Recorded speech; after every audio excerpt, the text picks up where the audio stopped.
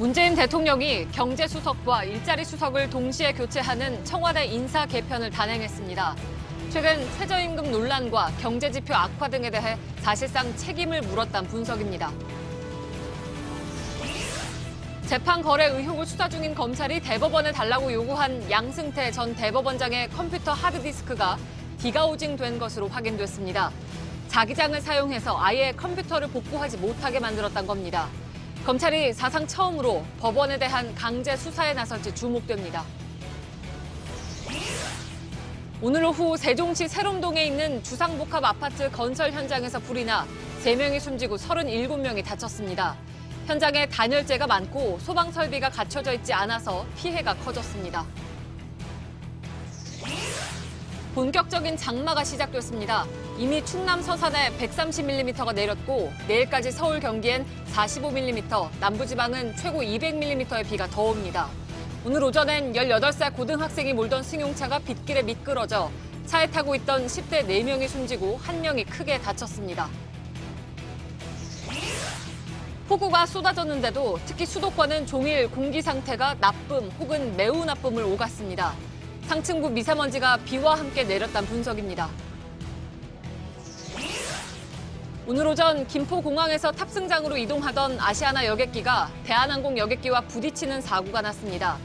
다친 사람은 없었지만 최근 국내외 공항에서 항공기 충돌이 잇따르고 있습니다. 다음 주부터 시행되는 주 52시간 근무제를 앞두고 지방에서 버스 대란 걱정이 커지고 있습니다. 수입이 줄어들 걸 걱정하는 기사들이 조건이 나은 곳으로 옮겨가며 지방 버스 업체들이 인력난에 시달리고 있기 때문입니다. 공사가 한창인 도로 옆으로 창고 건물이 새까맣게 타버렸습니다. 진입로 공사가 기약 없이 늦춰지면서 각종 사고와 주민 불편이 이어지는데요. 잠시 후 밀착 카메라에서 전해드립니다.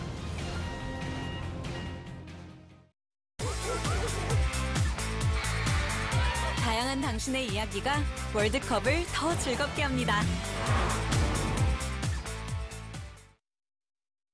예, 시청자 여러분, JTBC 뉴스룸을 시작하겠습니다. 청와대 경제수석과 일자리수석이 바뀌었습니다. 경제 관련 핵심 비서관들이죠. 이번 인사는 사실상의 문책성 인사라는 평가입니다. 일자리 정부라는 이름이 무색하게 청년 실업률은 사상 최고치를 기록했고 일부 민간 기관에서는 올해 경제 성장률의 3%대 달성이 어렵다는 전망도 나오고 있기 때문입니다. 결국 청와대도 상황의 심각성을 인정한 셈인데 우선 인사 내용을 전해드리고 이번 인사와 관련한 뒷얘기까지 짚어보겠습니다. 먼저 이성대 기자입니다. 문재인 대통령은 신임 경제수석의 윤종원 OECD 대사, 일자리 수석의 정태호 정책기획비서관을 각각 임명했습니다. 청와대는 문재인 정부 2기를 맞아 정책에 한층 속도를 내기 위한 인사라고 설명했습니다. 지난 1년여 이 방향을 잡고 밑그림을 그리는데 조금 더 주안점을 줬다면 이번 개편을 통해서 속도감 있게 성과를 내겠다 하는 대통령의 의지가 반영된 인사로. 그러나 경제 성과가 제대로 나타나지 않자 경제 라인에 책임을 물었다는 분석이 힘을 얻고 있습니다. 문 대통령이 계속 일자리를 강조했던 것과 달리 실업률 지표는 정부 출범 이후 오히려 나빠졌습니다. 최저임금 인상에 따른 고용효과 논란도 끊이지 않고 있습니다. 야권도 경제 라인 교체를 주장해왔습니다. 청와대가 왜곡된 통계를 내어놓으며 국민을 기만했습니다. 왜곡된 통계로 국민을 기만한 홍장표 경제수석은 국민들께 사죄하고 즉각 사퇴하십시오. 다만 최근 사퇴설이 불거졌던 장하성 정책실장은 자리를 지켰습니다. 소득주도 성장을 입안했던 홍장표 경제수석은 정책기획위원회에 새로 만든 소득주도 성장 투기위원장으로 옮겼습니다. 결국 소득주도 성장을 핵심으로 한 문재인 정부의 경제정책 방향은 옳지만 이를 현실에 적용하는 과정에서 문제가 있었다는 걸 인정했다는 분석입니다. 청와대는 또 시민사회 수석의 이용선 전 민주통합당 공동대표를 임명했습니다. JTBC 이성대입니다. 예, 이번 인사는 최저임금 등 현안을 놓고 손발이 맞지 않았던 두 경제수장, 즉 장하성 청와대 정책실장과 김동연 경제부총리 사이에서 청와대가 이른바 교통정리를 한 성격도 있습니다. 일단 김 부총리에게 힘이 실리는 모양새이지만 그 역시 시험대에 오른 셈이 됐습니다. 이태경 기자입니다. 청와대 경제라인 개편 발표가 나오던 시간, 김동연 경제부총리는 주요 경제장관들을 불러 모아 주 52시간 근무제 정착 방안을 논의했습니다. 차질 없이 이와 같은 제도가 정착될 수 있도록 경제팀 모두가 하나가 돼서 최선의 노력을 다하겠다는 말씀을 드립니다. 장하성 정책실장 등 청와대 경제라인에 밀려 정책 결정에서 소외되고 있다는 이른바 패싱론이 나오던 때와 확연히 다른 모습입니다. 두 경제사령탑이 맞부딪힌 건 최저임금 인상 효과를 놓고서입니다. 장 실장은 고용 감소 효과가 없다고 한 반면 김 부총리는 경험상 고용에 영향을 미쳤을 것이라며 상반된 입장을 드러냈습니다. 이번 인사로 김 부총리에게 한층 힘이 실리게 됐다는 평가가 많습니다. 문제는 속도감 있게 성과를 낼 수 있느냐입니다. 당장 다음 달 나올 하반기 경제정책 방향이 시험대가 될 것으로 보입니다.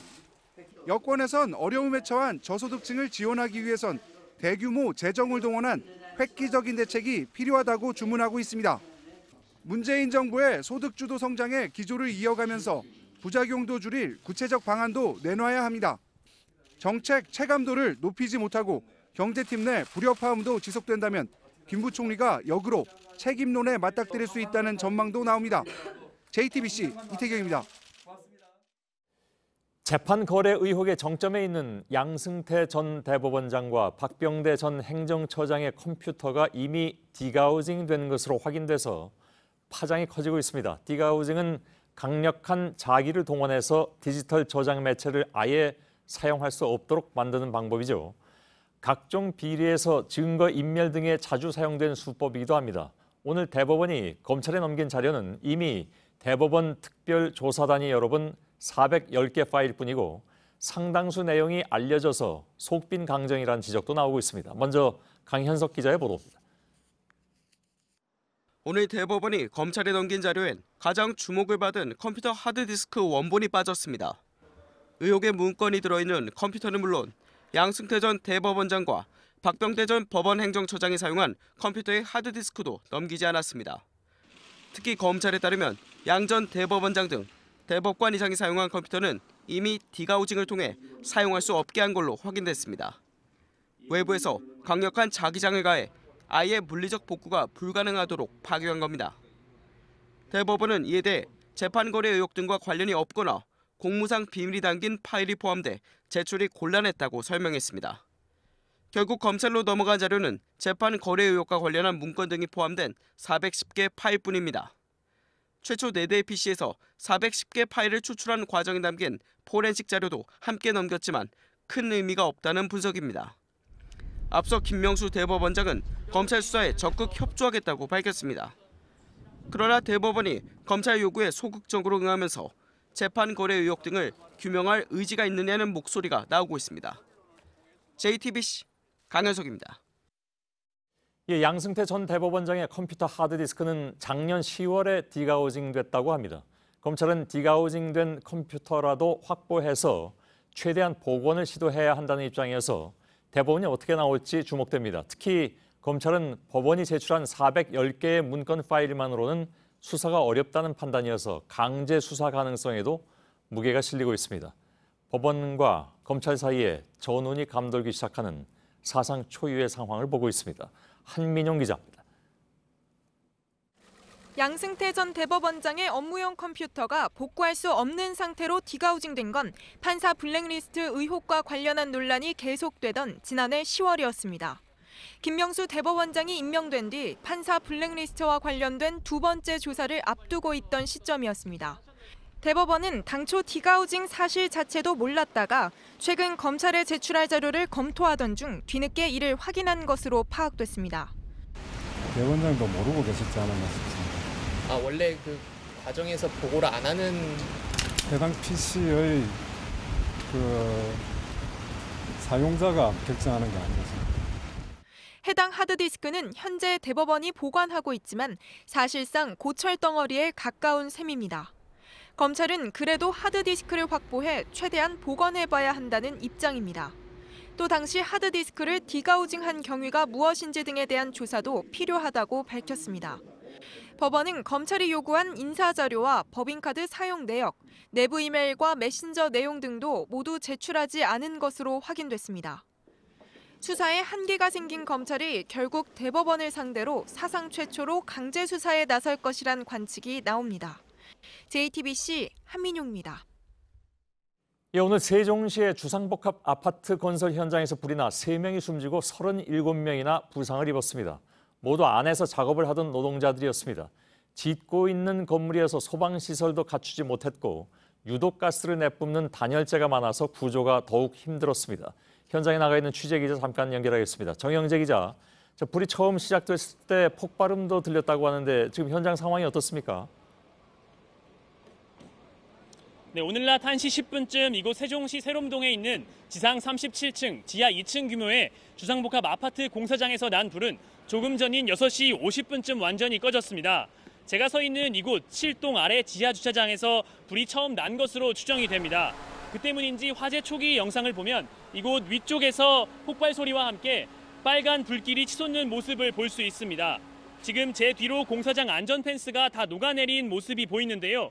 당시 열기와 폭발로 인해서 아파트 맞은편 유리창에 금이 가는 모습도 볼 수 있었습니다. 당시 상황을 목격자와 안에서 대피한 인부 얘기를 통해 들어보겠습니다. 엄청 뜨거웠어요. 열기가 여기까지 엄청 뜨거운 열기가 엄청 왔어요. 그래가지고 저희도 이거 안 되겠다 싶어가지고 저희도 일을 중단을 했죠. 계단으로 내려오면 계단에 연기가 올라오더라고요. 그래가지고 그냥 저는 뛰어내려왔죠. 근데 제일 피해가 여기 357 동이 제일 커요.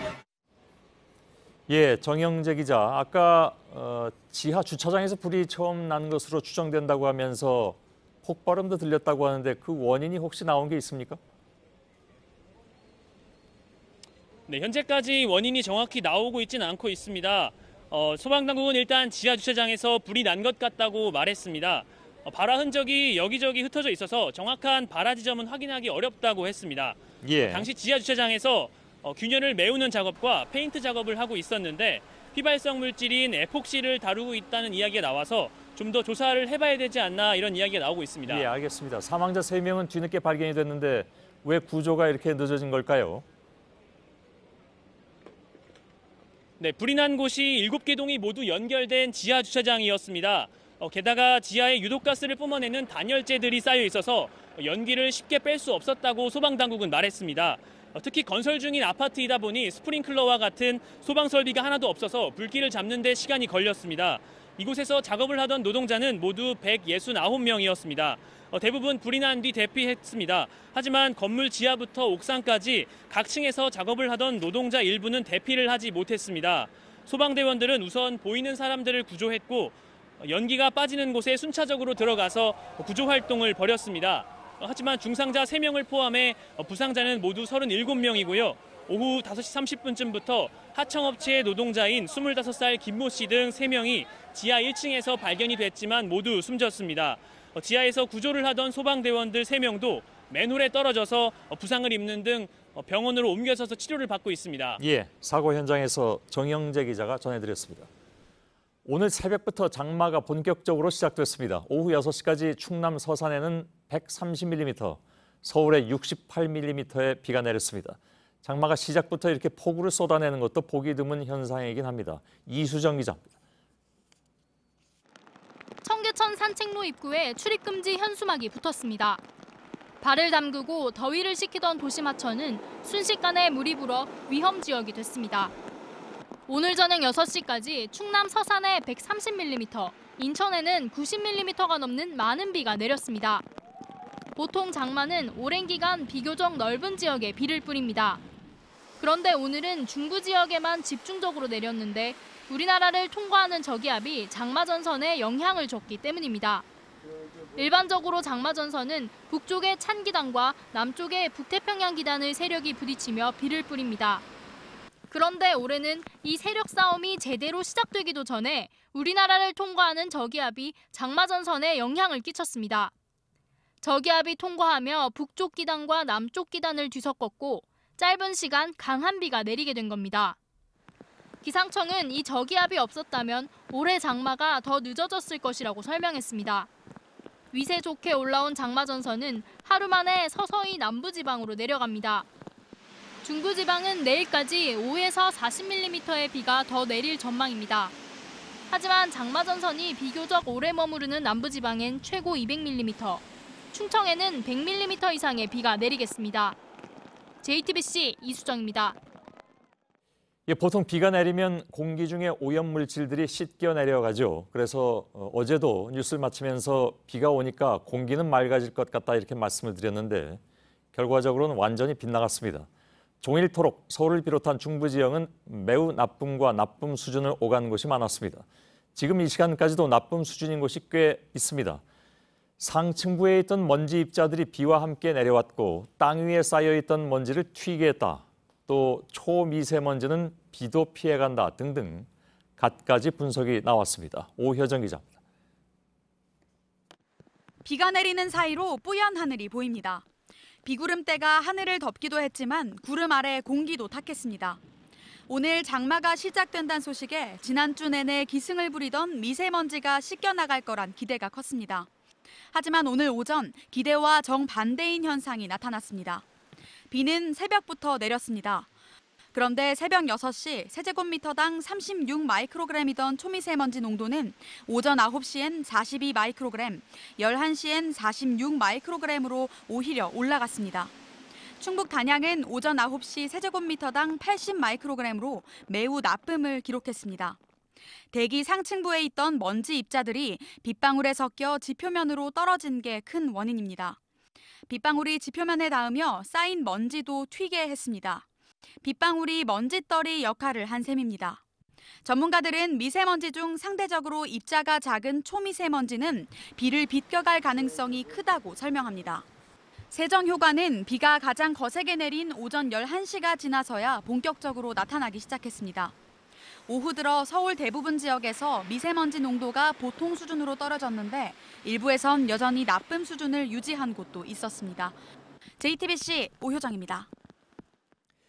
빗길 교통사고로 큰 참사가 벌어지기도 했는데 사실 이것은 비 때문만이라고 보기도 좀 어렵습니다. 오늘 새벽에 경기도 안성시에서 10대가 운전하던 승용차가 빗길에 미끄러져서 4명이 숨지고 1명이 크게 다쳤습니다. 차에는 안성과 평택의 중고등학생들이 타고 있었는데 면허가 없는데도 렌터카를 빌려서 도로에 나섰다가 참변을 당했습니다. 강희연 기자입니다.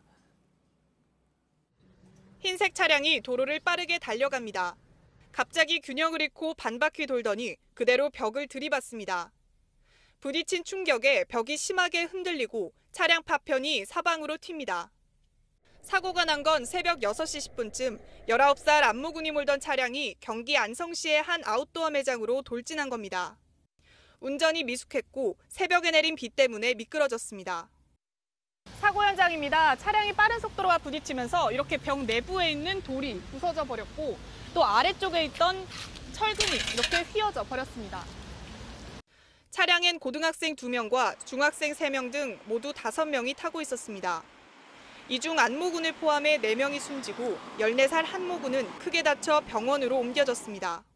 누가 봐도 저거는 차가 거의 다 완전히 박살이 난 상태였기 때문에 파편들이 많이 튀어 있어서 많이 놀란 상황이었는데 안군은 오늘 새벽 안성의 한 렌터카에서 차를 빌렸습니다. 렌터카 관계자는 면허를 확인했다고 진술했지만 안군은 면허가 없는 것으로 확인됐습니다. 경찰은 면허가 없는 학생들이 어떻게 차량을 빌렸는지 조사하는 한편 운전자 안군의 음주 여부 등도 확인하고 있습니다. JTBC 강희연입니다. 오늘 아침에 김포공항에서는 아찔한 접촉 사고가 있었습니다. 대한항공과 아시아나 여객기가 각각 탑승구로 가다가 서로 부딪힌 겁니다. 다행히 승객들이 타기 전이라서 다친 사람은 없었습니다. 그러나 견인차가 정상적으로 끌고 가던 상황에서 이렇게 사고가 난 것이어서 누가 봐도 상식 밖의 일로 보입니다. 구희령 기자입니다. 사고가 난 건 오늘 아침 8시쯤입니다. 대한항공 여객기의 꼬리 부분이 크게 부서졌습니다. 아시아나 여객기도 날개 끝부분이 찢어졌습니다. 승객을 태우기 위해 가던 길이라 다친 사람은 없었지만 큰 사고가 날 뻔한 겁니다. 양쪽 다 관제탑의 지시대로 견인차가 끌고 갔을 뿐이라고 주장합니다. 대한항공 여객기는 35번 탑승구로 이동하다가 관제탑의 지시를 받고 멈춰서 대기 중이었다고 합니다.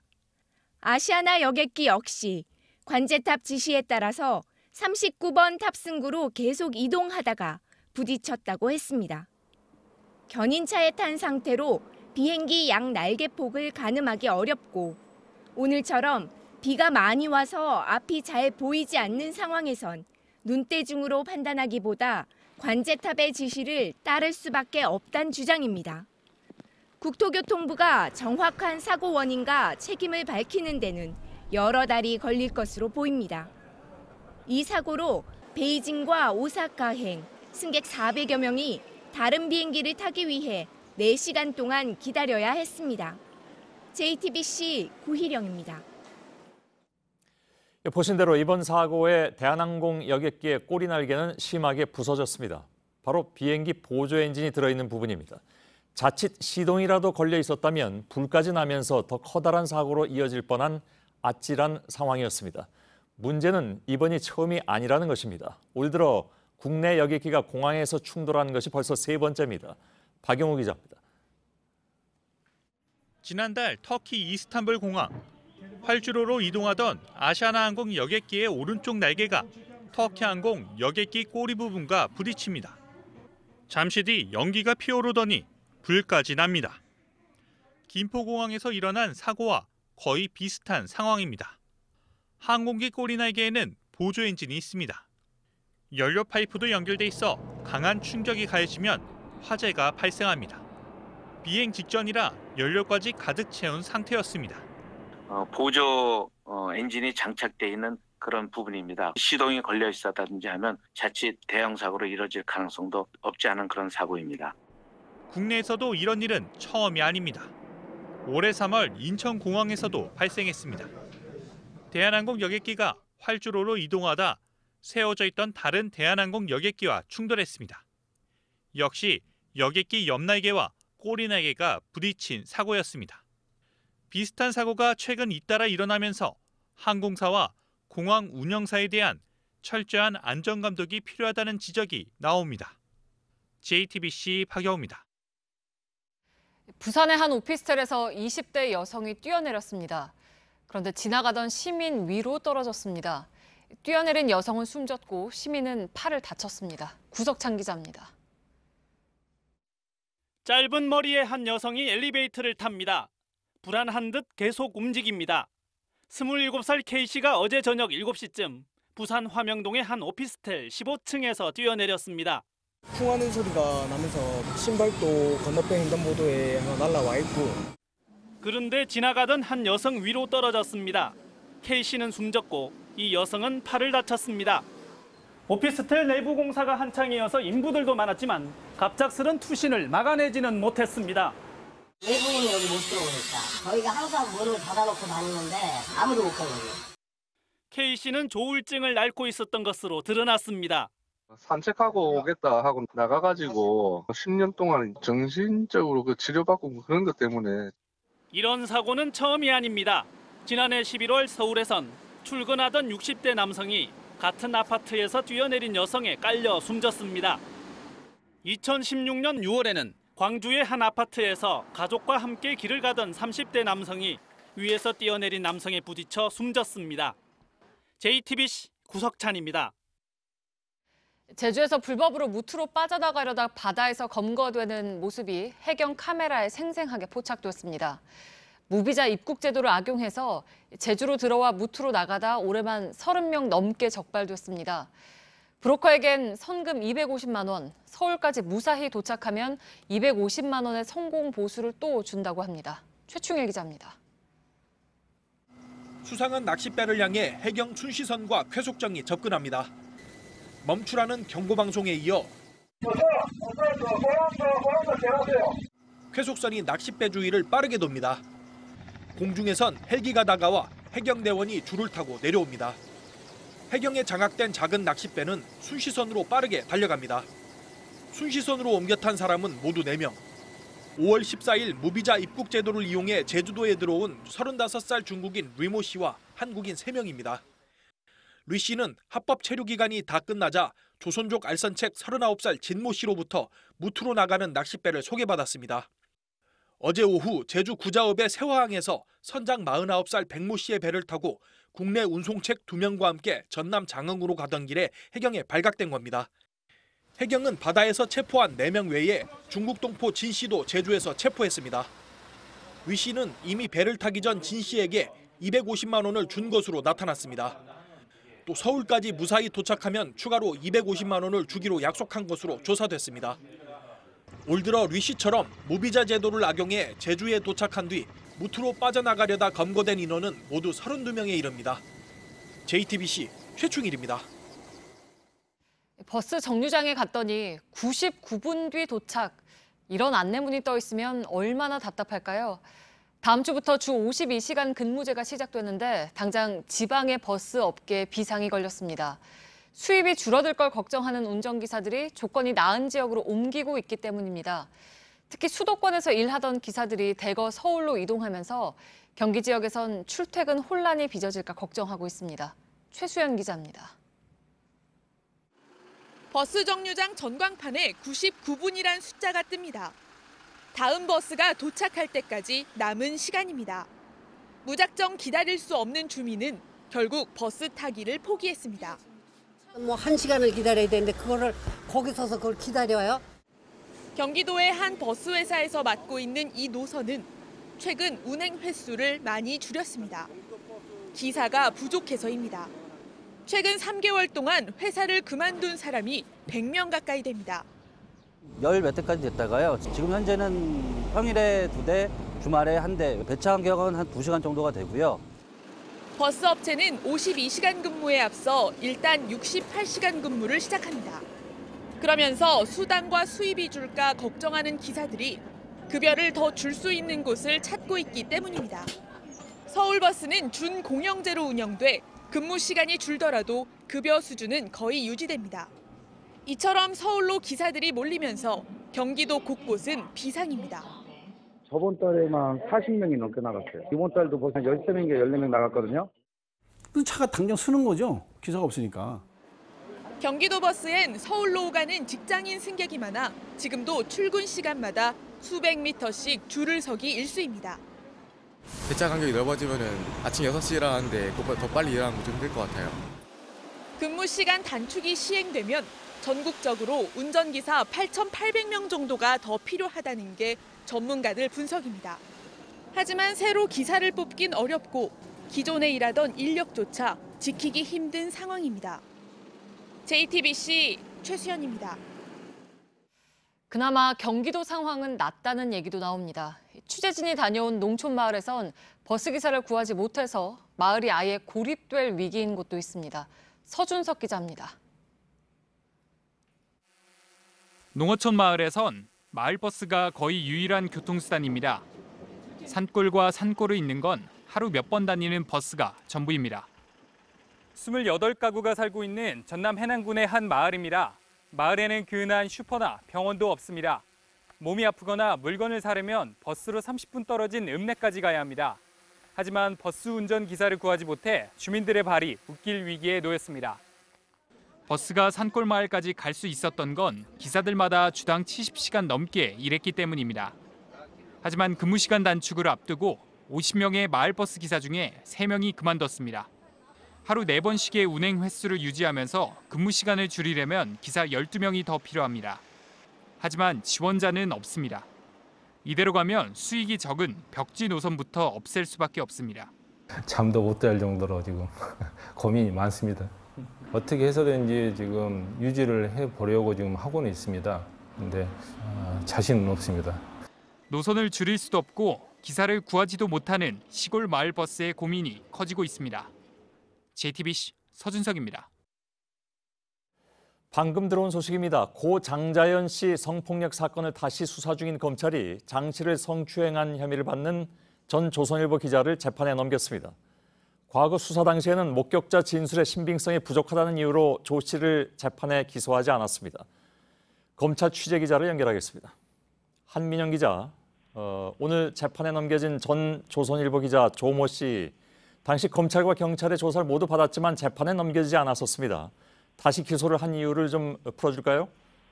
네, 조 씨는 2008년 당시 소속사 대표의 생일 파티가 열린 서울 강남의 주점에서 조 씨를 추행한 혐의를 받았습니다. 술자리에 함께 있던 당시의 동료 배우가 조 씨를 추행한 남성으로 지목했었는데요. 지난 2009년 수원지검 성남지청은 조 씨에 대한 조사를 벌였으나 당시 목격자 진술의 신빙성이 부족하다는 이유로 조 씨를 불기소 처분했습니다. 하지만 9년이 지난 지금 재수사한 결과 검찰은 이 목격자의 진술이 믿을만하다는 결론에 도달한 겁니다. 검찰은 당시 목격자 진술을 믿을 만한 추가 정황을 확인했고 특히 당시 관련자들이 실체를 왜곡하려는 정황이 명확히 확인됐다고 밝혔습니다. 예. 자, 이렇게 되면 이제 다른 국면으로 들어가는 것 같은데 동일한 목격자를 놓고 과거 검찰은 진술 신빙성이 없다고 판단을 했고 지금의 검찰은 반대로 결론을 그렇게 내렸습니다. 과거 수사가 부실했다는 의혹이 많아서 재조사 결정을 내렸던 거죠? 네, 그렇습니다. 당시의 동료 배우이자 목격자인 윤모 씨는 과거 경찰 조사에서 조 씨가 이 술자리에서 했던 말과 행동을 모두 구체적으로 진술했는데요. 조 씨는 자신이 아닌 다른 남성이 장 씨를 강제 추행했다며 혐의를 부인했습니다. 하지만 경찰 조사 결과 조 씨가 지목한 남성은 해당 현장에 없던 것으로 확인됐는데요. 경찰은 조 씨가 자신의 혐의를 피하기 위해 거짓 진술을 했다고 보고 재판에 넘겨야 한다는 의견으로 사건을 검찰에 보냈는데요. 당시 검찰은 증거가 충분하지 않다는 등의 이유로 재판에 넘기지 않았던 겁니다. 검찰은 최근 과거사위원회의 권고로 재수사를 시작한 끝에 조 씨를 4차례 소환 조사했고 결국 오늘 재판에 넘겼습니다. 예. 알겠습니다. 한민용 기자였습니다. 남북철도는 정말 연결될까?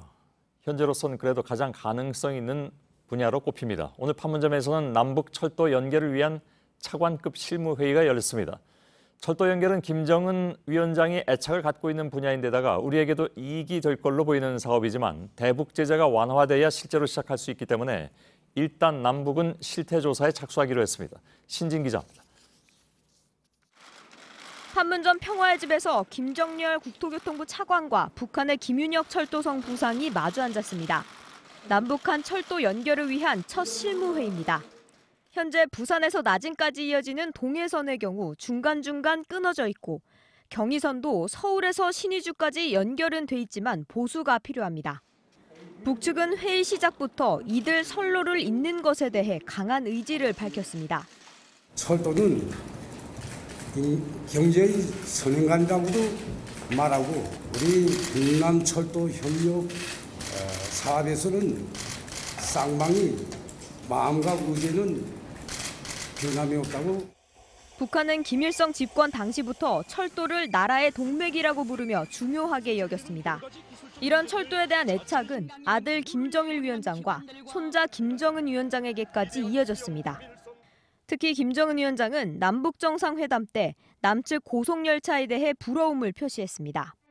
지난 20일 3차 방중 땐 베이징의 도시철도를 관리하는 센터를 찾아 중국의 철도 기술을 살펴보기도 했습니다. 하지만 현재로선 남북이 철도 연결 사업에 완전 합의해도 실행할 길이 없습니다. 북한이 유엔 안보리의 제재를 받고 있어 우리 측이 철도망 개선을 위한 지원을 할 수 없어서입니다. 이에 따라 남북은 일단 공동조사단을 구성해 다음 달 24일 경의선부터 실태를 점검해보기로 했습니다. JTBC 신진입니다.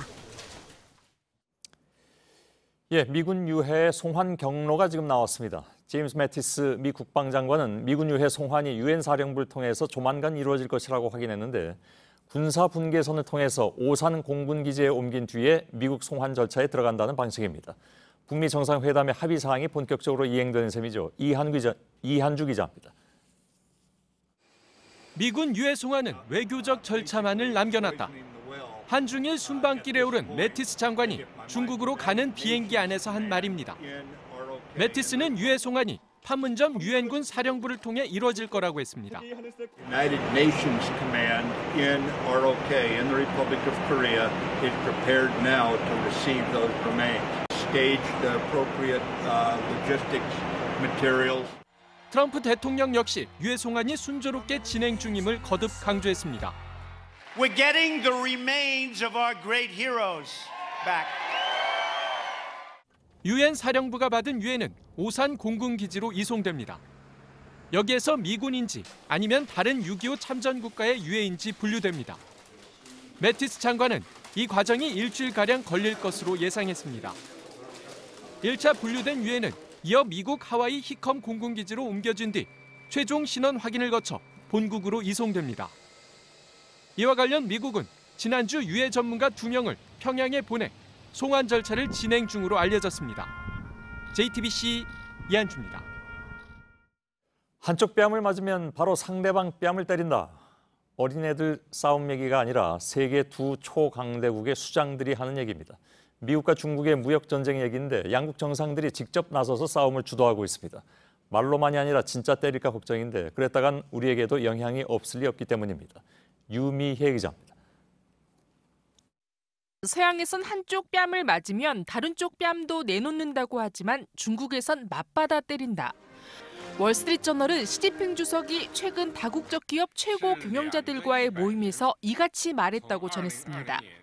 시 주석의 이번 발언은 미국의 강공에 더 이상 밀릴 수 없다는 위기의식이 작용했다는 분석입니다.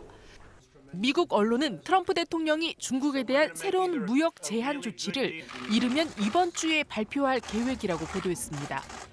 중국인 지분이 25%를 넘는 기업은 미국 정보기술 기업의 인수와 투자가 어려워지게 되는 게 핵심 내용입니다.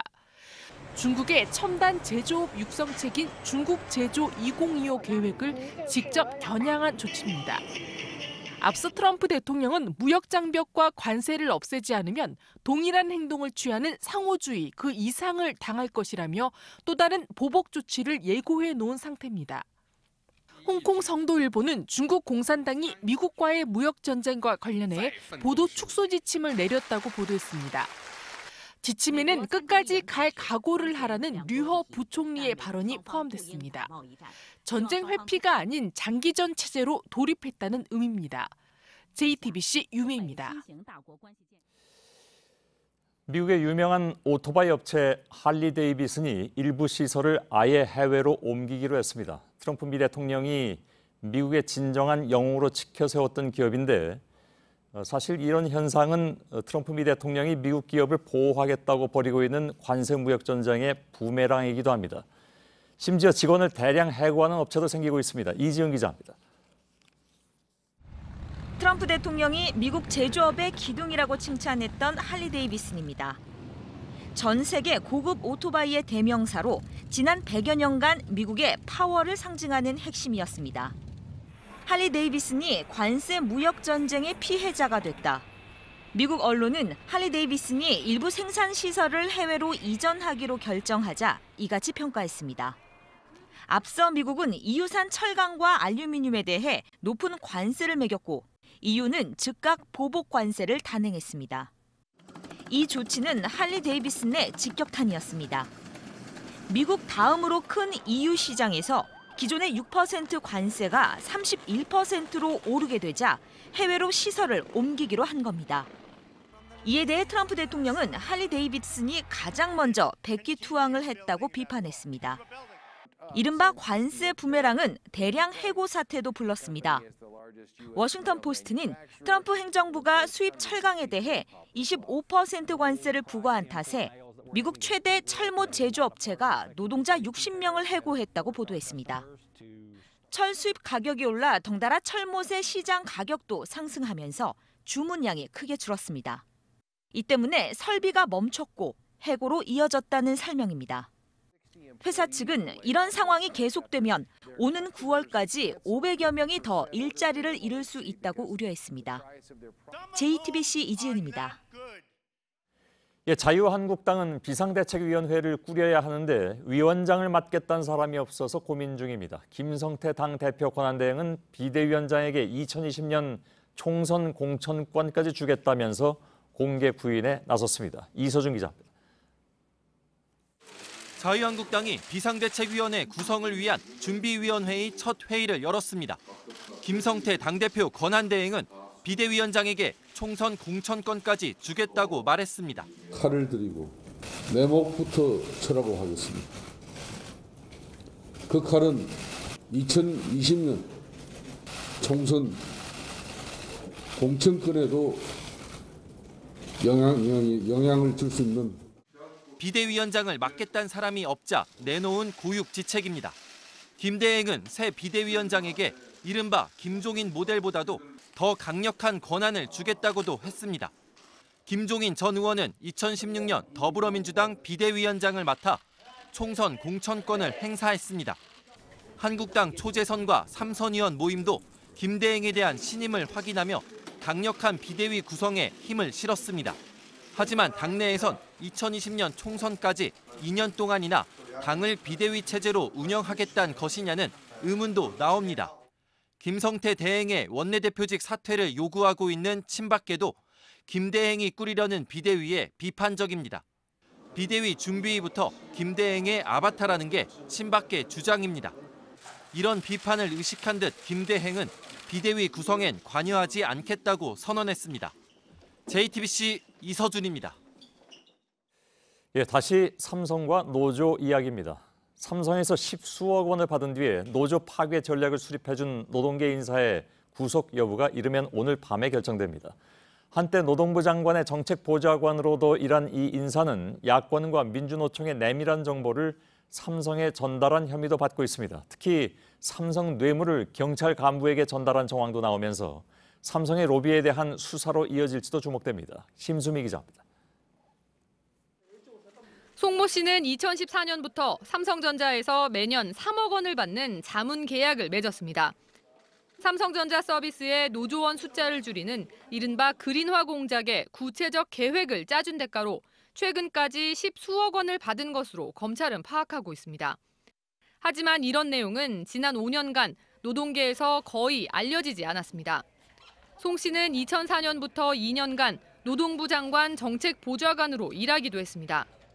검찰은 송 씨가 이 같은 인맥을 활용해 삼성 노조 관련 위법성을 제기한 민주당 을지로위원회나 민주노총 산하 금속노조의 내부 정보를 수집하고 이를 토대로 삼성의 노조 파괴 전략에 도움을 준 것으로 보고 있습니다.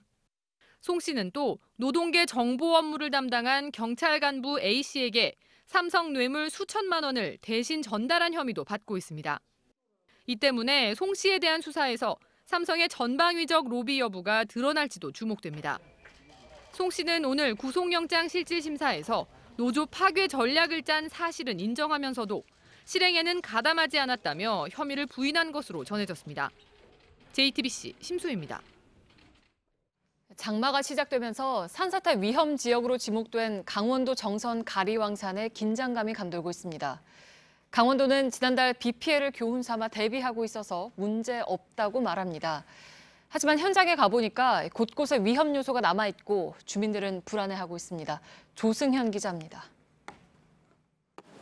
장대비가 내리는 비탈면에서 굴착기가 땅을 팝니다. 물이 가장자리로 흘러가도록 방향을 바로잡는 겁니다. 아래에선 침사지를 만드는 작업이 한창입니다. 빗물에 떠내려온 흙과 돌이 아래로 내려가지 않게 모으는 시설입니다.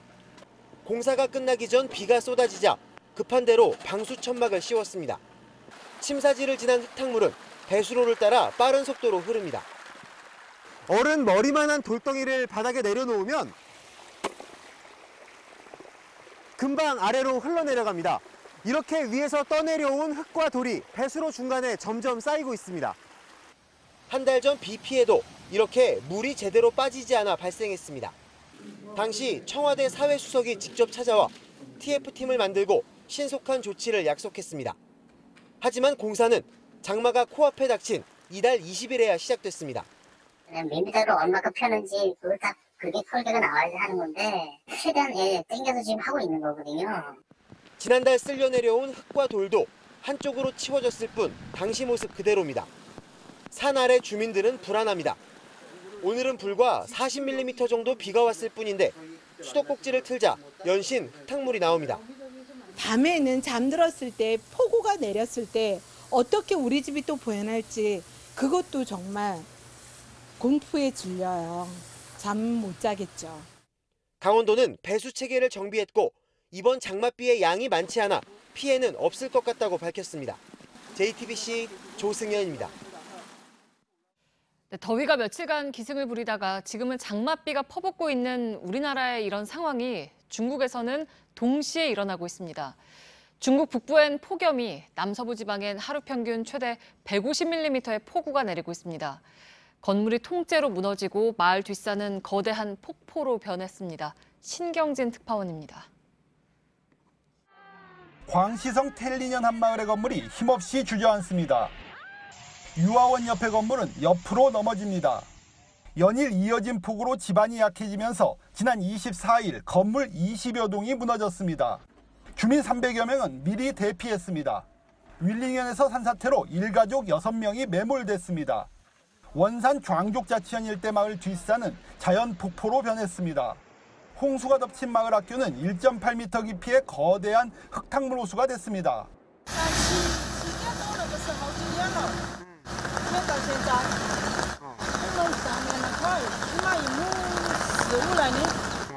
비구름이 이동한 인근 윈난성과 쓰촨성에서도 산사태로 도로가 끊기는 등 홍수 피해가 속출하고 있습니다.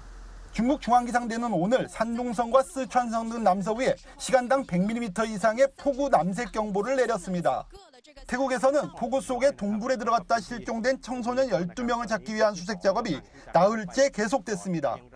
많은 비가 쏟아지고 있는 남부와 달리 북부 지방은 40도에 육박하는 폭염이 이어지는 등 초여름 이상기후에 중국이 신음하고 있습니다. 베이징에서 JTBC 신경진입니다. 지난해 포항 지진으로 흥해읍 일대의 땅이 솟아오른 게 확인됐습니다. 경주 지진과는 다른 양상입니다. 포항과 경주 지진을 연구한 보고서가 나왔는데 앞으로 더 큰 지진이 올 수 있다는 내용도 담겼습니다. 윤주열 기자입니다. 포항 흥해에 설치된 고도정밀 GPS입니다. 1mm만 땅이 움직여도 이를 감지할 수 있습니다. 수집한 데이터는 지질자원연구원으로 보내는 구조입니다. 그런데 지난해 11월 15일 이 GPS 관측기에 심상치 않은 움직임이 포착됐습니다. 이곳에 처음 GPS가 설치될 때만 해도 관측점의 고도가 76.68m였습니다. 그런데 포항 본진 이후 이곳의 땅이 1cm가 솟은 것이 관측이 됐습니다. GPS로 지진이 관측된 건 우리나라에서 처음입니다. 위성으로도 땅의 변화가 관측됐습니다. 본진과 여러 차례 여진을 겪으면서 땅이 최대 6cm 오른 곳도 있는 것으로 파악됐습니다. 경주 지진의 경우 단층면이 좌우로 이동한 반면 포항 지진은 단층이 위아래로 뒤틀리면서 좌우로 미끄러졌습니다. 상반이 하반을 위로 올라타는 모양새입니다. 하지만 두 지진 모두 단층대가 활성화됐다는 점은 같습니다. 언제든지 규모 6.0 이상 큰 지진이 발생할 수 있다는 의미입니다. 규모 5점대의 지진이 10회 정도 발생하게 되면 그보다 큰 규모의 6.0의 지진은 1회 정도 같은 지역에서 발생할 가능성이 있습니다. 따라서 지진 방제나 지진 안전 대책을 더 꼼꼼하고 신속히 세워야 한다고 연구원은 경고했습니다. JTBC 윤두열입니다. 은행들이 대출 이자를 더 받아 챙긴 사례가 최근 무더기로 적발됐죠. 뒤늦게 더 받은 이자를 돌려주겠다고 나섰습니다. 그런데 경남은행 한 곳에서만 12,000여 건, 금액으로는 25억 원에 달합니다. 하나같이 실수라고 해명하지만 고의가 아니냐 하는 의혹이 커지고 있습니다. 송지혜 기자입니다. 경남은행은 대출을 하면서 고객의 소득을 적게 입력하거나 아예 누락한 사례가 12,000건이라고 밝혔습니다. 지난 5년간 전체 가계대출의 6%로 더 받은 이자는 최대 25억 원으로 추정됩니다. 이처럼 광범위한 피해가 확인됐지만 은행 측은 단순한 입력 실수 탓이라고 해명했습니다. 이자를 갖다 많이 받기 위해서 고의로 소득정보 입력을 누락시켜서 한 것은 아니라고 저희들이 지금 보고 있습니다. KB 하나은행도 부당하게 금리를 매긴 252건에 대한 1억 6천만 원, 시티은행도 27건에 대한 1,100만 원을 돌려줄 예정이라고 밝혔습니다. 이들 은행의 잘못은 최근 금감원의 점검 과정에서 적발됐습니다. 금융당국의 요구에 부랴부랴 뒷북 환급에 나선 건데 소비자 불신은 커지고 있습니다. 은행의 대출 금리 조작은 금융 신뢰를 훼손하는 범죄 행위입니다. 반드시 전수조사에 실상을 명백히 밝히고 피해 소비자에게는 징벌적 손해배상금을 지급해야 할 것입니다. 금융소비자연맹은 보상이 미흡할 경우 피해를 본 소비자를 모아 소송에 나서겠다고 밝혔습니다. JTBC 송지혜입니다. 부모와 아이를 생리별시켰던 트럼프 대통령의 무관용 이민 정책은 트럼프 행정부 인사들을 시민과 갈라놓는 상황으로 이어지고 있습니다. 백악관 참모진과 장관이 음식점에서 쫓겨나고 영화관에서 야유를 받았습니다. 박상욱 기자입니다. 트럼프 대통령은 지난주 세라 샌더스 백악관 대변인을 내쫓은 레스토랑을 콕 집어 청소에나 신경 쓰라고 비난했습니다. 트위터에 레드앤 레스토랑은 샌더스처럼 훌륭한 사람을 거부하기보다 더러운 차양과 문, 창문을 닦는 데에 더 집중해야 한다고 썼습니다. 레스토랑 외부가 더러우면 그 안도 항상 더럽다며 독설을 이어갔습니다. 이민 정책의 주무부처인 국토안보부 장관도 식사 자리가 편치 않았습니다.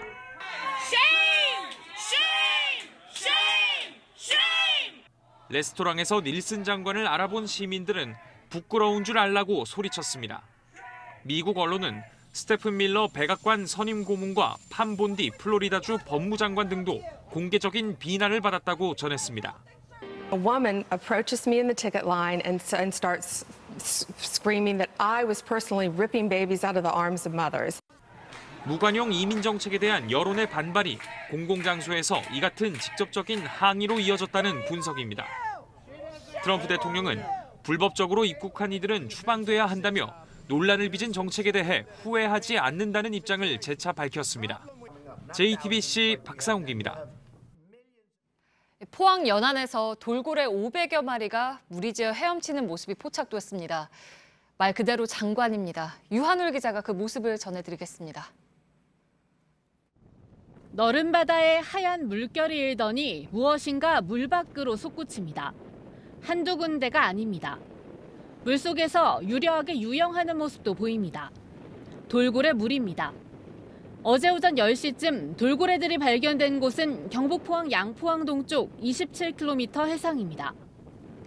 이 일대를 순찰하던 포항 해경 소속 경비정에 돌고래 500여 마리가 떼를 지어 헤엄치는 모습이 포착됐습니다. 올해 부산과 울산에서도 돌고래떼가 나타났습니다. 하지만 이번에 돌고래떼가 나타난 포항 연안이 우리나라에서 돌고래를 가장 자주 목격할 수 있는 곳으로 꼽힙니다. 돌고래가 많이 분포하는 대륙 사면이 육지에서 가깝기 때문입니다.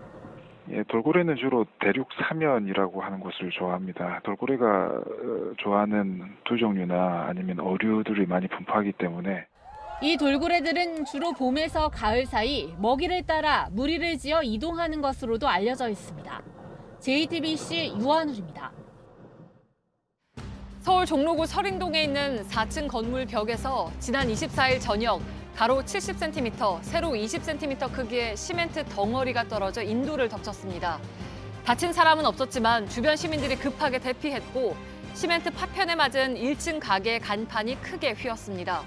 이 건물은 지은 지 50년이 넘은 것으로 낡은 건물 때문에 사고가 난 건 지난 3일 용산에서 상가가 무너진 뒤 서울에서만 이달 들어 두 번째입니다. 인사혁신처가 다음 달부터 만 5세 이하의 자녀를 둔 공무원은 최대 24개월 범위 안에서 하루 2시간까지 단축 근무를 할 수 있다고 밝혔습니다. 또 임신을 한 공무원도 임신 기간 동안 역시 하루 2시간까지 근무를 줄일 수 있다고 했습니다. 이와 함께 공무원 배우자의 출산 휴가를 열흘로 늘리고 자녀 돌봄 휴가도 3자녀 이상의 경우 연간 4흘로 확대하기로 했습니다. 내년 7월부터 어린이집과 지하 역사 등의 미세먼지 기준이 전보다 강화되고 위반하면 300만 원까지 과태료가 부과됩니다. 환경부는 어린이집 등 4개 민감시설에 대해서 PM10 유지 기준을 세제곱미터당 100 마이크로그램에서 75 마이크로그램으로 강화하고 PM2.5는 기존 권고 기준을 유지 기준으로 바꿔서 35 마이크로그램을 넘기지 않도록 했습니다. 지하 역사와 터미널 등은 PM10은 100 마이크로그램, PM2.5는 50 마이크로그램을 지키도록 규정했습니다. 편의점이나 제과점처럼 소액 결제가 많은 상점들의 카드 수수료 부담이 줄어듭니다. 금융위원회가 다음 달 말부터 신용카드 밴 수수료를 건당 100원인 정액제에서 정률제로 바꾸기로 했습니다. 이에 따라 골목 상점들의 수수료율이 낮아지며 편의점은 평균 연간 361만 원, 슈퍼마켓은 531만 원가량 카드 수수료를 덜 냅니다.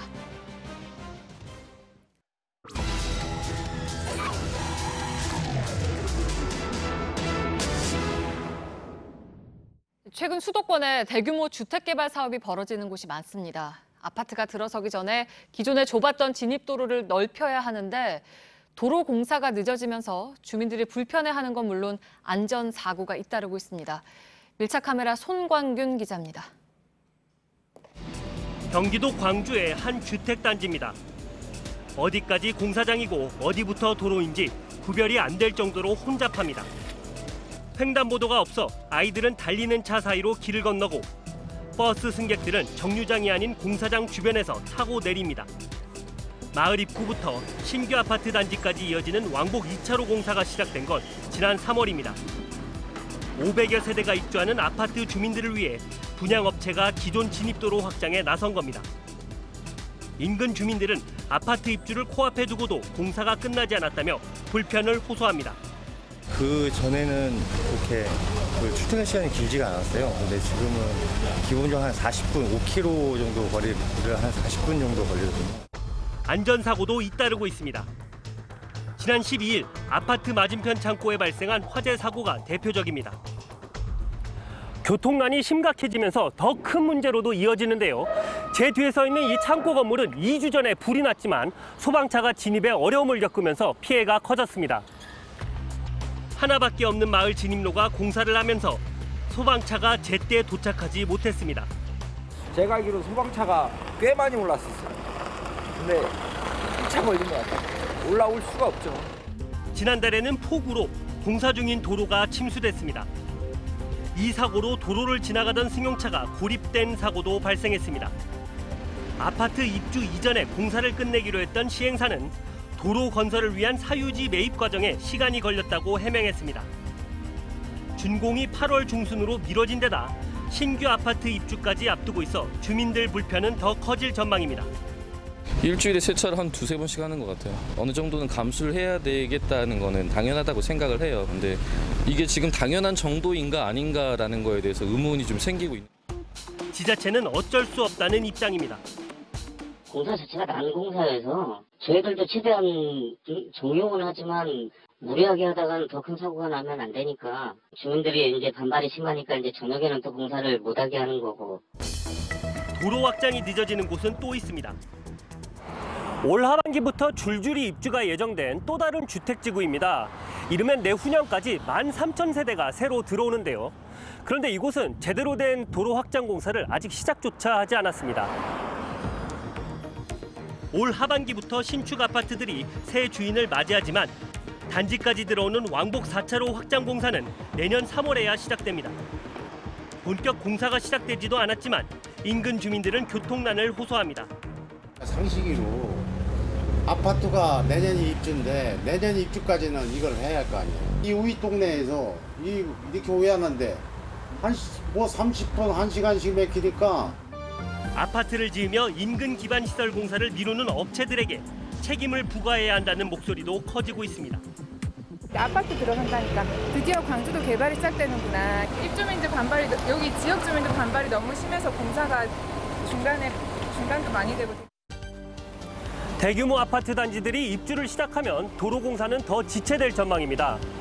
교통체증뿐만 아니라 화재 같은 사고 발생 시 피해가 더 커질 우려가 있는 만큼 시행사와 지자체의 적절한 대책 마련이 시급합니다. 밀착카메라 손광균입니다.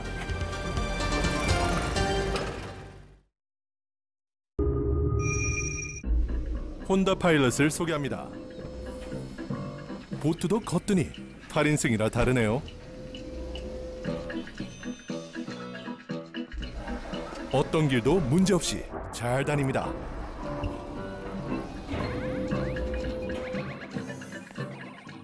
터치 한 번으로 누구나 쉽게. 최고 등급의 안전성까지.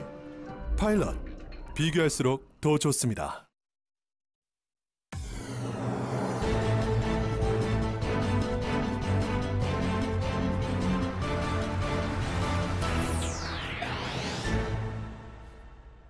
뉴스룸의 앵커 브리핑을 시작하겠습니다. 이것이 내가 레지옹 도네르를 거부한 이유다. 2년 전 배우 소피 마르소는 프랑스 최고의 훈장인 레지옹 도네르 훈장을 거부했습니다. 레지옹 도네르는 1802년 나폴레옹이 처음으로 제정한 매우 영예로운 상징물이었죠. 그러나 배우는 말했습니다. 작년에만 154명을 처형한 나라 사우디의 왕세자에게 이 상이 수여됐다. 차라리 영예를 거부하는 것이 더 명예롭다는 선언이었습니다. 그는 세월과 함께 더욱 풍성해진 아름다움을 보여주고 있었습니다.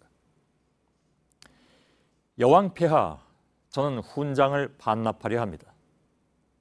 1965년 대영 제국 훈장을 받았던 비틀즈의 존 레논 역시 4년 만에 훈장을 반납했습니다. 대중 가수로서는 처음으로 받은 훈장이었지만 그는 영국 정부가 베트남 등 다른 나라 전쟁에 개입하는 것에 찬성하지 않았기 때문이었습니다. 그렇게 훈장의 의미를 도저히 견뎌낼 수 없어서 반납한 예는 우리나라에도 있습니다. 1999년 시랜드 화재 참사로 아이를 잃었던 김순덕 씨.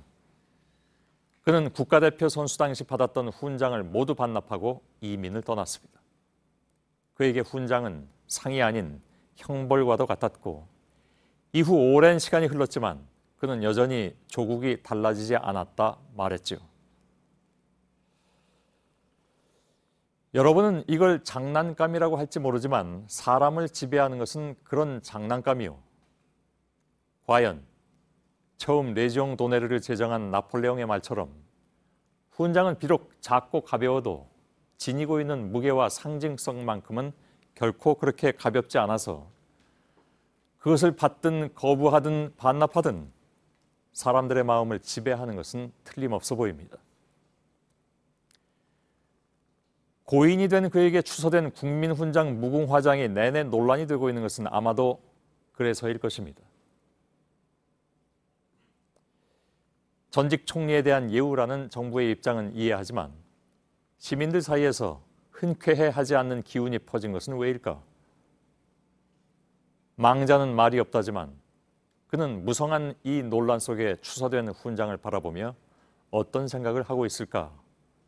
문득 궁금해지는 오늘의 앵커 브리핑이었습니다. 그리고 오늘의 사족입니다.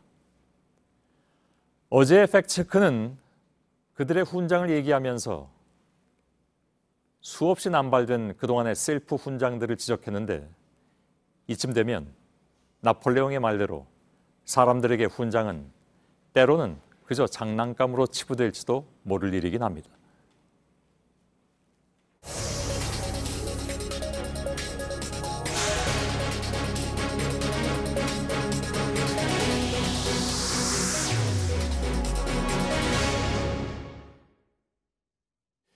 이른바 논두렁 시계에 대한 보도의 배후가 당시 국정원이었다는 이인규 전 대검 중수부장의 입장문을 놓고 논란이 계속되고 있습니다. 확인되지 않은 일방적 주장만 내놨다는 비판이 나오는 가운데 민주당은 보도 배후와 관련한 철저한 진상조사를 촉구했습니다. 먼저 이승필 기자의 보도를 보시고 고 노무현 전 대통령 수사 당시의 변호인이었던 전해철 더불어민주당 의원과 잠깐 얘기하겠습니다. 이인규 전 대검 중수부장은 입장문에서 논두렁 시계 보도의 배후는 국정원이고 검찰이 아니라고 주장했습니다. 앞서 국정원 개혁위는 국정원 간부가 이 전 중수부장을 만나 시계건은 언론에 흘려 망신 주는 선에서 활용하는 게 맞는 것 같다는 말을 했다고 밝힌 바 있습니다. 그러나 관련 내용을 기자에게 말한 발설자가 누구인지는 여전히 오리무중입니다. 논두렁 시계를 보도한 SBS는 당시 취재원이 국정원이 아니며 검찰 관계자라고 주장하고 있습니다. 민주당은 논평을 내고 엇갈리는 주장 속에서도 한 가지 명확한 건 2009년 노무현 전 대통령 수사 당시 국정원과 검찰이 부적절한 관계에 있었던 것이라며 해당 보도는 명백히 기획을 한 배후가 있다고 주장했습니다. 그러면서 검찰 과거사 진상조사단 등이 배후를 밝혀야 한다고 촉구했습니다. JTBC 이승필입니다.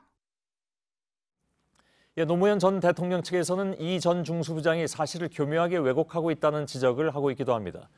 입장을 직접 들어보겠습니다. 어제 저희가 말씀드린 것처럼 이인규 전 중수부장은 저희들의 인터뷰 요청을 사양했습니다. 대담으로 풀 문제는 아니다 이런 주장이었는데 오늘 그 반론 차원입니다. 노무현 전 대통령의 변호인이었고 참여정부 시절 민정수석을 지내기도 한 전해철 의원을 전화로 잠깐 연결하겠습니다. 안녕하십니까? 예, 안녕하십니까? 예. 어제 이인규 전 중수부장이 논두렁 사건의 언론 플레이 문제는 인정하면서도 이게 다 국정원 공작이다. 그러니까 수사팀은 상관이 없다는 주장을 거듭 내놨습니다. 전 의원은 당시 사건 전개 과정을 누구보다 잘 알고 있는 인물이기도 합니다. 이런 주장에 대해서 어떻게 반론하시겠습니까? 이제 일단 형식적으로 그 객관적인 조사나 수사 형식을 취하지 않고요. 일방적으로 이인규 중수부장이 전 중수부장이 이야기하는 건 적절하지 않다 생각하고요. 예. 국정원이 당시에 이제 좀 부적절하게 관여했다, 또 위법하게 관여했다라는 것은 국정원 적폐청산 TF에서 밝혀지지 않았습니까? 예. 하지만 그에 못지않게 검찰 역시도 당시에 이제 수없이 많은 피의 사실 공표를 하고 또 여러 가지 전직 대통령에 대한 부적절한 행위를 했다라는 것이 밝혀져 있기 때문에 그런 이야기에 불구하고 검찰의 책임이 작아지는 건 아니다라는 저는 판단을 하고 있고요. 그런 면에서 이인규 전 중수부장이 좀 더 객관적인 상황에 맞게 또 그런 형식에 맞게 이야기를 하는 게 필요하다라고 생각을 합니다. 예. 다만 이인규 전 중수부장은 조금 더 뭐랄까요? 나름의 자신의 주장의 구체성을 더하기 위해서인지 이런 얘기를 내놨습니다. 원세훈 전 원장이 임채진 당시 검찰총장에게 전화를 걸어서 고급 시계를 받은 사실을 언론에 흘려달라 이렇게 요청했는데 임채진 당시 총장이 거절했다 이런 주장을 폈습니다.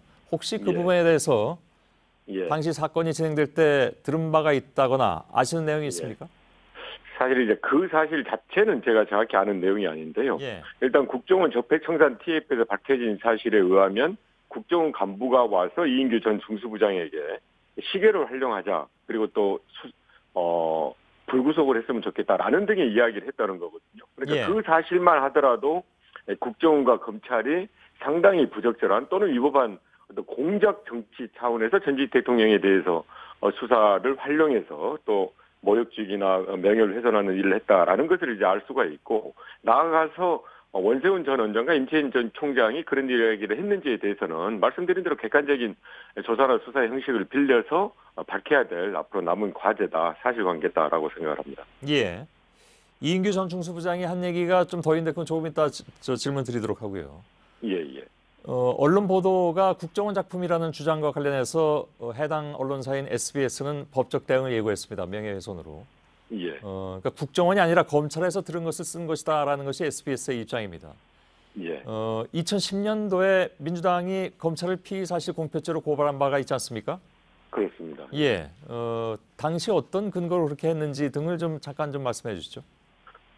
말씀드린 바와 같이 2009년 그때 수사할 때 사실 수없이 많은 피의사실 공표를 했었습니다. 그래서 이제 변호인이었던 저하고 또 문재인 전 대통령께서도 변호인으로 계시면서 저희들이 수차례 그만해라 피의사실 공표를 그렇게 했는데 일정 부분 또 인정을 했습니다. 피의사실 공표다라고 이제까지 했음에도 불구하고 전혀 거기에 대해서 중지하거나 또 실효성 있는 조치를 취하지 않았었거든요. 그래서 이후에 저희들이 이제 2010년을 당에서 피의사실 공표죄로 했는데 혐의 없음 처분을 하면서 그 사실은 일정 부분 인정하면서도 뭐 공익적이라든지 사실은 전혀 저희들이 봐서는 법률적인 근거가 없는 이유로 해서 이제 무혐의 처분을 했었습니다. 그 이유는 또 피의사실 공표가 사실은 기소된 사례가 없기 때문에 당연히 어떻게 보면 검찰로서는 그런 것으로 해서 면피성, 면책을 하고자 노력을 했을지 모르지만 아무튼 저희들은 이제 근거가 없다고 생각을 하고요.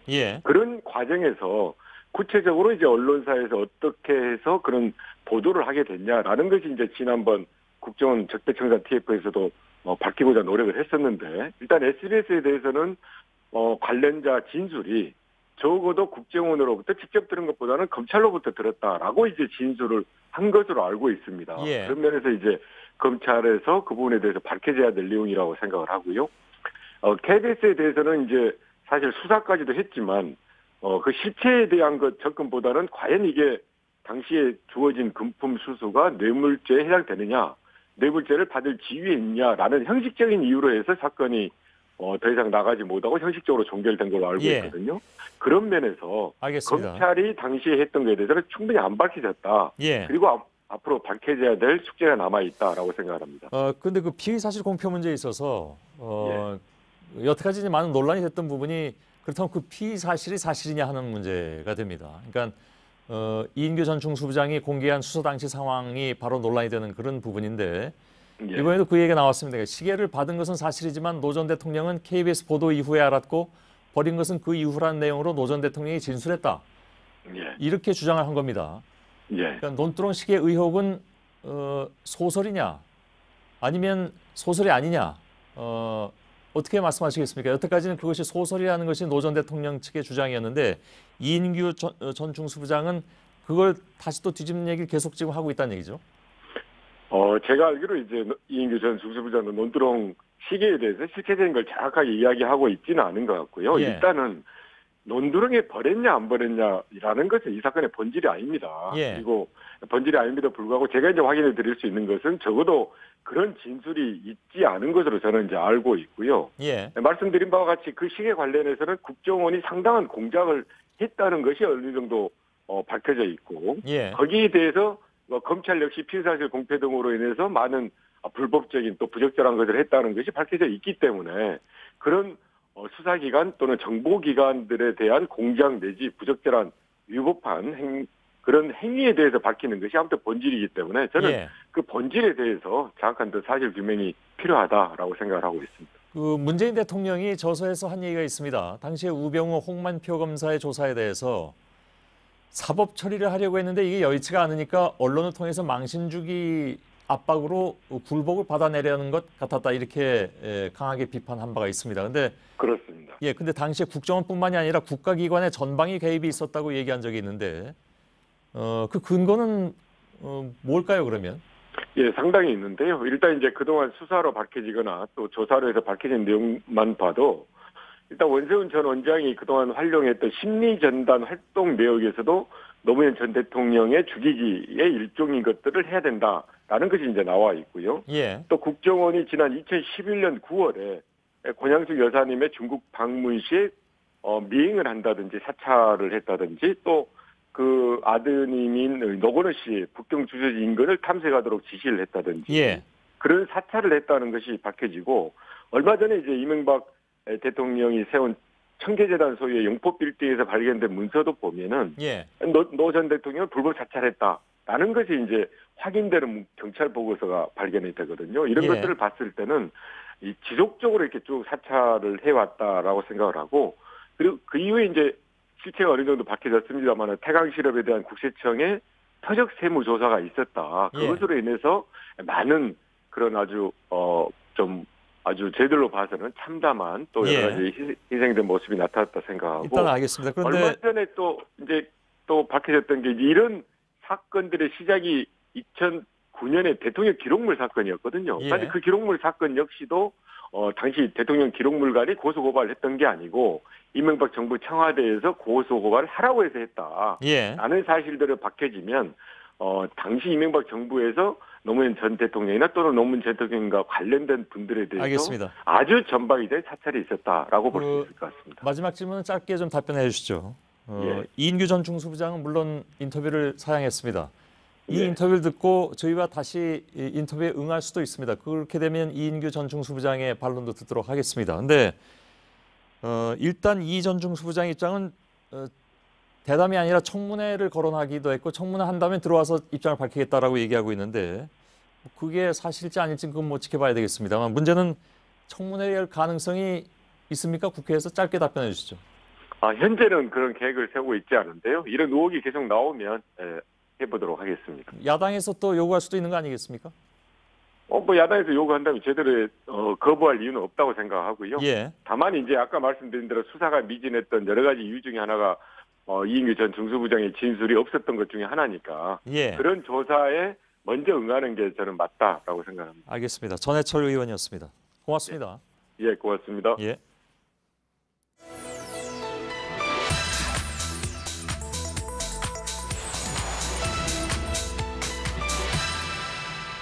비행기가 출발하기 직전에 일부 승객이 내리겠다고 요구해서 출발 시간이 길게는 2시간가량 지연됐습니다. 비행기 6편이 모두 결항이 됐고 지연도 잇따랐습니다. 다른 비행기로 갈아타느라 전체 일정이 7시간이나 늦어졌습니다. 100여 편의 비행기가 출발이 지연됐고 160여 편의 도착과 출발이 순차적으로 지연됐습니다. 네. 항공기 지연 소식 올해 들어서 한 달에 한 번꼴로 전해드리고 있습니다. 그만큼 잦다는 얘기입니다. 오늘도 김포공항에서 여객기끼리 부딪혀서 승객 420명이 4시간을 기다려야 했습니다. 이용객 입장에서는 피해가 이만저만이 아닙니다. 그렇다면 배상을 받을 수는 없는 건지 팩트체크가 오늘 이 물음으로 시작을 해보겠습니다. 오대영 기자, 결론부터 좀 들어보고 싶어요. 가능합니까? 네, 늦어진 게 불가항력적이었느냐 아니냐가 아주 중요합니다. 네. 일단 지난해 국내선의 12%, 국제선의 6%가 지연됐습니다. 그러니까 어쩌다 있는 일이 아니라 정말 툭하면 일어난 일이라고 볼 수 있는데 어쩔 수 없는 일이었다면 항공사의 배상 책임은 없겠지만 그 반대라면 배상 가능성은 열려 있습니다. 네. 아까 불가항력이라고 했는데 불가항력은 어떤 경우를 구체적으로 말하는 건가요? 기상이 나쁘거나 갑자기 예상치 못한 기체 결함이 발생하거나 네. 혹은 항로가 혼잡해지는 경우를 말합니다. 네. 분쟁이 생기면 이걸 결정하는 건 한국소비자원의 소비자 분쟁 조정입니다. 소송까지 간다면 법원이 판단합니다. 네, 앞서 저희가 보도한 영상들을 좀 봤던 것처럼 날씨 문제라던가 기체 결함 이런 것들이 사실 거의 대부분의 원인 아닙니까? 그렇지 않습니다. 네. 지난해 통계를 보면 네. 다릅니다.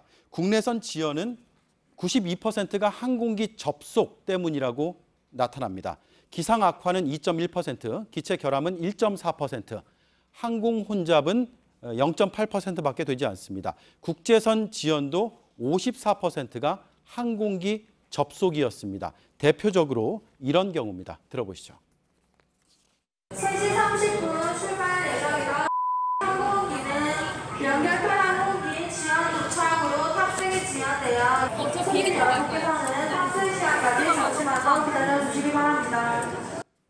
네, 그러니까 연결편 지연이 이제 이게 항공기 접속을 말하는 거죠? 네, 저런 멘트는 자꾸 듣고 싶지 않은데 네. 상당히 현장에서 많이 들을 수가 있습니다.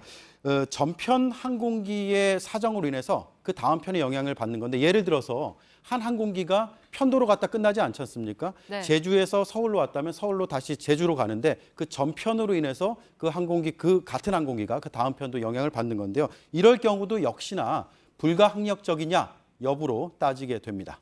네, 그러니까 결국에는 배상이 가능한지 아닌지는 그 상황을 좀 자세히 봐야 한다는 거죠? 그렇습니다. 그래서 저희가 배상 결정이 난 유형별로 정리를 했는데요. 네. 참고하시면 좋을 것 같습니다. 2014년 한 항공기가 지연됐습니다. 승객들은 10시간 지나서야 대체 항공기를 탈 수가 있었는데 항공사는 예상치 못한 정비로 늦어졌다라면서 배상을 거부했습니다. 그러나 평상시에 정비를 소홀한 것으로 의심이 된다면서 배상 결정이 났습니다.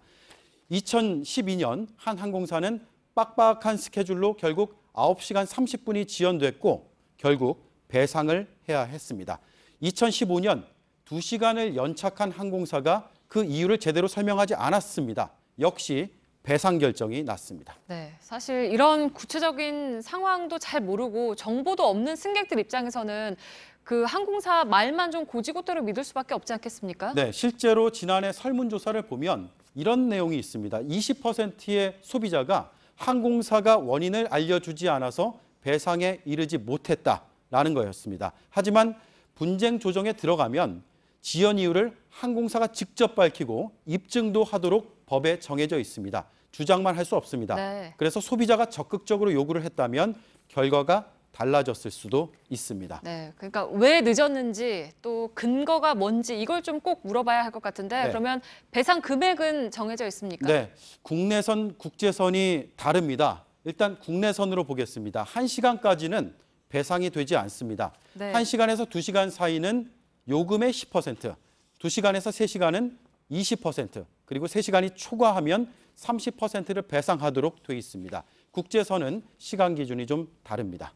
네, 그러면 실제로 배상이 얼마나 이루어졌습니까? 실제 통계는 올해 통계는 나와 있지 않고요. 네. 2017년 한국소비자원이 구제가 필요하다고 판단을 해서 위원회에 넘긴 건수가 있는데 그 건수 중에서 35%가 배상을 합의를 했습니다. 네. 배상이 많이 이루어진다, 아니다. 이걸 판단하기는 아직은 어렵습니다. 중요한 건 소비자가 이걸 적극적으로 나서야 한다는 게 현실이라는 점입니다. 문제가 있다면 항공사에 해명을 요구하고 납득하기 어렵다면 소비자원에 신청을 해서 판단을 받아보는 것도 좋을 것 같습니다. 그리고 장기적으로는 소비자 중심적으로 제도가 개선될 필요성도 따져봐야겠습니다. 네, 이제 곧 휴가철이 시작이 되는데 시청자분들께 좀 많은 도움이 됐으면 좋겠네요.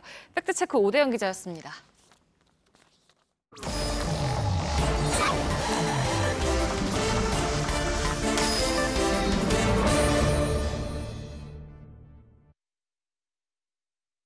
비하인드 뉴스 시작하겠습니다. 박성태 기자가 나와 있습니다. 어서 오세요. 예.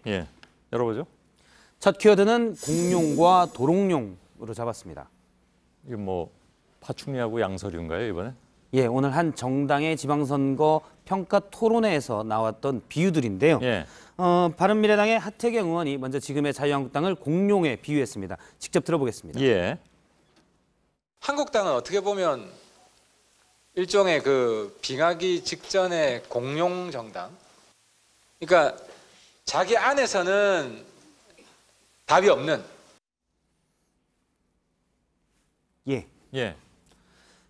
공룡은 흔히 덩치는 크고 환경 적응에 실패해서 멸종되는 것에 비유가 되는데요.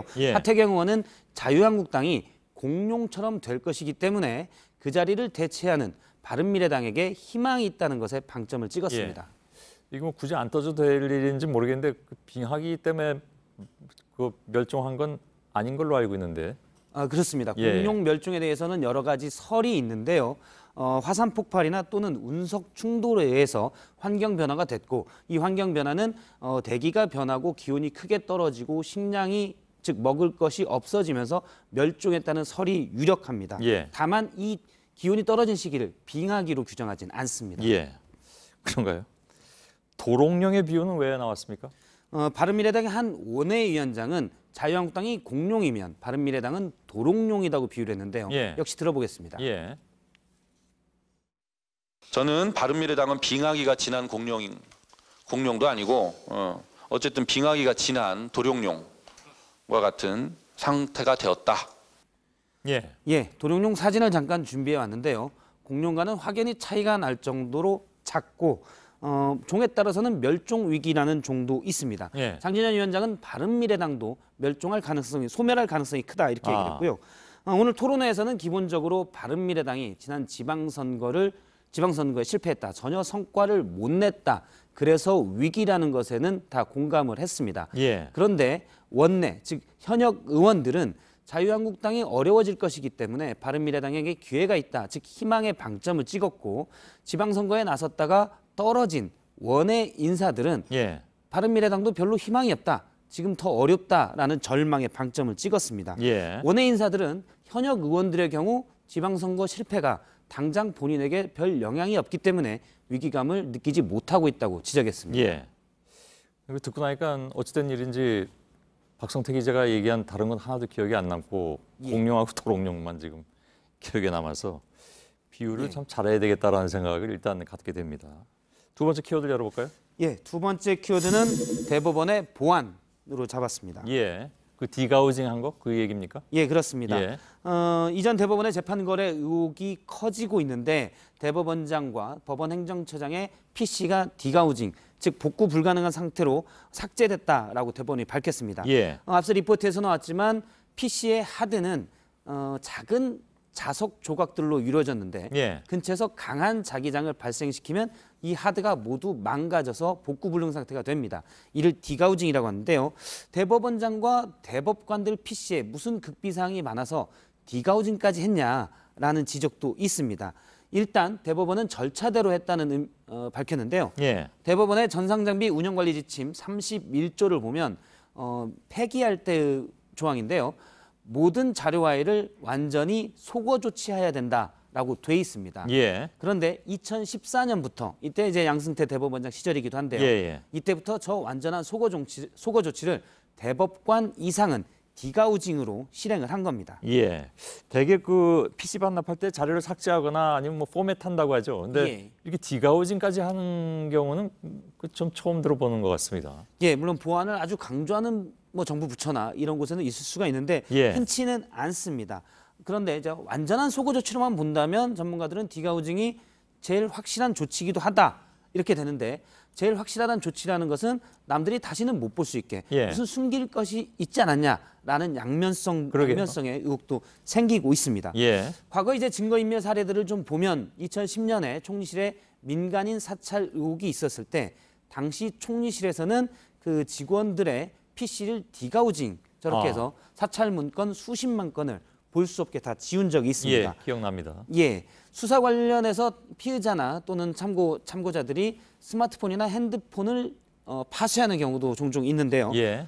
지난해 MBC 전 사장은 임원들의 조사를 앞두고 스마트폰을 아예 파쇄기로 다 부숴버렸고요. 예. 과거에 박근혜 정부 때 안종범 전 수석은 검찰 수사에 대비해서 휴대폰을 전자레인지에 넣고 돌려라라고 교육을 시키기도 했습니다. 예. 가장 간단한 스마트폰 증거인멸 방법은 그냥 한강에 던지는 것이라고 하는데요. 그런가요? 그리고 이제 잃어버렸다 이렇게 얘기하면 된다고 하는데 예. 그러면 환경 오염 우려가 있습니다. 예. 한강 오염이 뭐 비단 그것 때문만 되는 건 아니겠지만 아무튼 알겠습니다. 근데 요즘 뭐 한강 다리에도 왜 저 CCTV가 있어서 던지는 행위 자체는 적발될 수도 있겠죠. 예, 그렇습니다. 예. 자, 그다음 키워드는요? 세 번째 키워드는 곡성을 찾아서로 잡았습니다. 예. 곡성? 예. 영어로 나온 그 곡성? 아닙니다. 예. 오늘 남북 간에 철도 회담을 했었는데요. 거기에 나왔던 단어입니다. 정확히 말하면 단어는 아닌데 기자들이 일단 북한의 용어를 잘 알아듣기가 쉽지 않아서 오해된 단어입니다. 일단 북한 관계자의 말을 직접 들어보겠습니다. 예. 철도는 경제의 선행관이라고도 말하고 또 우리 사업에서 이 북남철도 협력 사업이 이 경기와 같은 이런 역할을 한다고. 예, 선행관 또 견인기가 견기 뭐 이상하게 좀 들리는데요. 기자들이 현장에서 받아 적다가 상당히 이번 때문에 난관을 겪었습니다. 그랬겠군요. 예. 일단 설명을 듣고 보니까 선행관 같은 경우는 북한어로 앞서 나갈 부분을 비유적으로 이르는 말로 사전에 등재가 돼 있습니다. 예. 그래서 이제 저런 뜻을 놓고 보면 이해가 됐는데 문제는 곡성에서 나왔습니다. 예. 이 부분을 들어보겠습니다. 부줄기 그 궤도에는 그 곡선이 있을 수 있지만 마음과 의지에는 곡선이 없다고 생각합니다. 제 귀에는 곡성이 아니라 곡선이라고 들리는데. 예, 사실 이은 받침으로요. 그렇습니다. 곡선이 정답인데요. 사실 기자들이 현장 취재에서 풀이라고 해서 메모를 쭉 적은 거는 곡성으로 돼 있었습니다. 곡성이라고 해보니까 지명은 당연히 아니고 곡성, 귀신의 소리라고 하기에도 문맥에 맞지 않고 그래서 여러 가지 해석을 하다가 곡성, 즉 곡선으로 둘러싸 만든 성이라는 해석도 나왔었는데요. 각가지 해석이 나왔군요. 예, 역시 문맥에 맞지 않아서 직접 북한 관계자에게 현장 기자가 이게 대체 무슨 말이냐고 물었더니 앞서 지적한 대로 곡성이 아니고 곡선이다라고 했습니다. 잘못 들은 것 같은데요. 저는 곡선이라고 들렸는데 아무튼 알았습니다. 예, 애초부터 곡선으로 믿고 들으면 쉽게 들릴 수 있었는데 북한 뭔가 새로운 용어가 있지 않았을까라고 들었기 때문에 다들 곡성으로 착각을 했던 겁니다. 예, 그래서 저건 무슨 뜻입니까 정확하게? 곡선은 꺾여 있다는 의미인데요. 철도의 궤도가 곡선으로 꺾여 있는 부분들이 있지만 마음에는 그런 부분이 남과 북의 마음에는 그런 부분이 없어야 된다라는 의미였습니다. 예. 되게 이제 그 북한하고 오래 헤어져 있다 보니까 말이 달라지는 부분이 있어서 많이들 걱정들을 하는데 이제 그런 것 중에 하나일 수도 있겠지만 가만히 생각해 보면 뭐 말이 달라져봐야 또 얼마나 많이 달라졌겠습니까? 며칠 공부하면 금방 다 회복될 수 있을 것 같기도 한데. 알았습니다. 박성태 기자였습니다. 네, 내일도 전국에 장맛비가 옵니다. 중부지방은 오전에 그치지만 남부지방은 모레까지 이어집니다. 예, 저희들은 내일도 최선을 다하겠습니다. 여러분 고맙습니다. Raindrops are falling on my head, and just like the guy whose feet are too big for his bed, nothing seems to fit. Those raindrops are falling on my head, and they keep falling. So I just did me some talking to the sun. And I said I didn't like the way he got things done.